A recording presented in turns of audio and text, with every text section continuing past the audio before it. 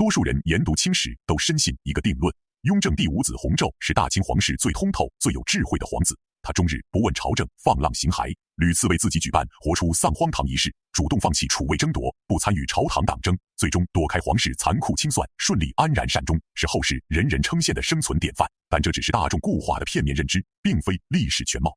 翻开官方史料细节，就能发现弘昼的癫狂、荒唐、不务正业，从来不是天性使然，而是一场长达数十年滴水不漏的顶级政治表演。他看似无拘无束、逍遥自在，一辈子却活在乾隆的层层提防、隐性施压与严密监控之中。所谓的圆满善终，从不是幸运眷顾，而是他舍弃名声，压抑天性，步步退让，用卑微自保换来的勉强存活。本期影片，我们彻底拆解弘昼藏在荒唐表象下的深层权谋，还原这位传奇皇子的真实一生，看懂皇权高压之下自污示弱为何是皇家子弟唯一的保命出路。康熙晚年的九子夺嫡，是大清最惨烈的宗室权斗，手足反目、父子猜忌、互相倾轧的血腥场面，深深烙印在每一位皇室子弟心中。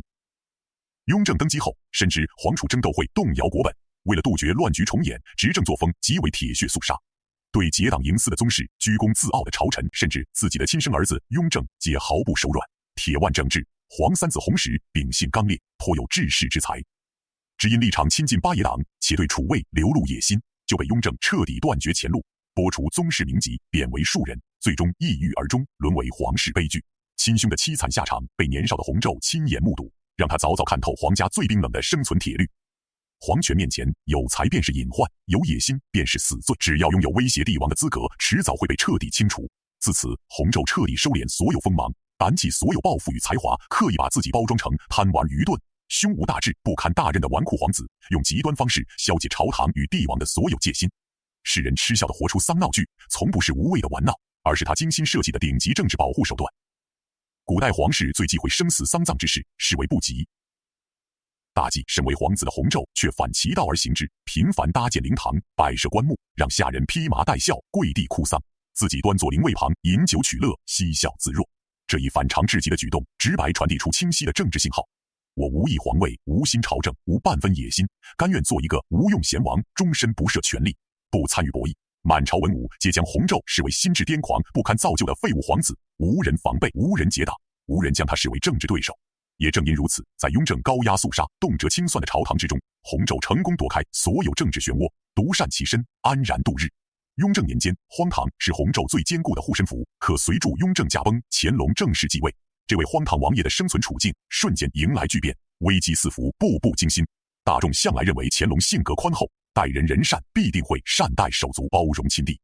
可皇权制衡的底层逻辑从来不会因帝王性格而改变新君初登大位，最忌惮的从不是明目张胆的叛臣，而是资历深厚、素有威望、手握宗室人脉的亲近宗室。这类人即便毫无野心，也会被视为皇权独裁的潜在阻碍。弘昼身为先帝嫡子，乾隆唯一的亲弟弟，天然拥有足够的身份底蕴与宗室号召力，这是他无法改变的先天威胁属性。乾隆登基之初，朝堂被鄂尔泰、张廷玉等先帝老臣牢牢把持，宗室势力盘根错节，错综复杂。想要真正独揽皇权，重塑朝堂格局，乾隆必须逐步压制、驯服、清洗所有前朝残留势力。而看似无害的弘昼，正是他重点试探、反复敲打、严格约束的核心对象。史书记载的诸多细节，足以揭开乾隆对这位亲弟的真实态度，满是冰冷的提防与刻意的打压。一次朝堂议事过程中，弘昼仅仅言语随意，态度略显轻慢，并无实质过错，就被乾隆当场严厉训斥，公开折损其王爷尊严，半分手足情分皆无。还有一次科举监考，弘昼只因心急催促考官办事，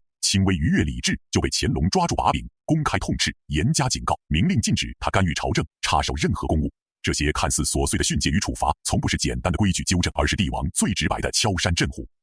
乾隆反复用细节提醒弘昼，你的爵位、荣华、地位，甚至性命，皆由朕所赐，唯有绝对服从，安分守己，才能保全自身。但凡有半分逾矩，必遭严厉清算。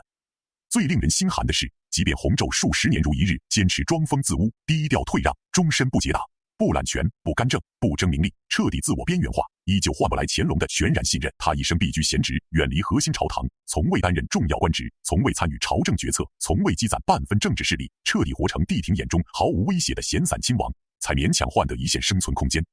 皇家手足从来不是温情脉脉的亲人，而是天生制衡、互相提防的政敌。在皇权独裁的体制之下，从来容不下兄弟情谊，只容得下权力博弈。皇子过有才会被帝王猜忌防备，刻意打压；皇子过意无能会被朝堂轻视任由拿捏，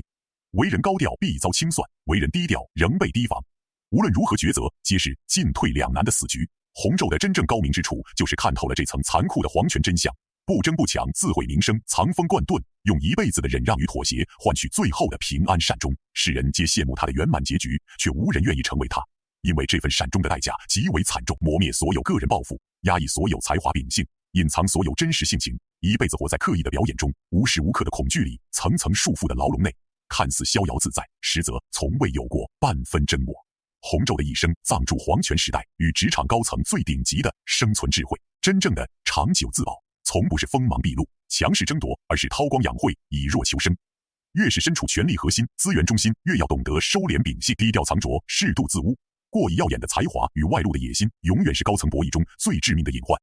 纵观大清宗室皇子群体，深谙此道者大多安然善终，恃才傲物、不懂收敛者皆沦为皇权牺牲品。洪石的凄惨落幕与洪昼的平安结局，就是最鲜明的对照。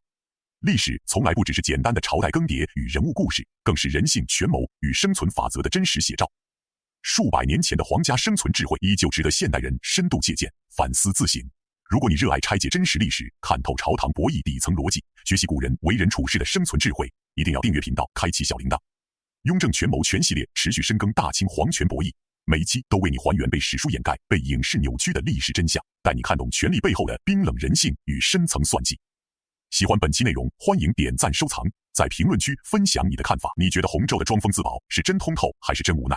下一篇我们将深度拆解三朝元老张廷玉的凄凉晚景。身为雍正最信任的汉臣，手握配享太庙的至高殊荣，一生谨小慎微，鞠躬尽瘁，从无大错。为何雍正驾崩之后，却被乾隆连番打压、公开羞辱、剥夺殊荣？晚景凄凉。看懂张廷玉的悲剧，你就能彻底悟透一条亘古不变的朝堂铁律：先帝宠臣永远不等于新朝重臣。点击频道合集，解锁系列完整内容，持续追更，不错过每一期高价值的历史权谋解读。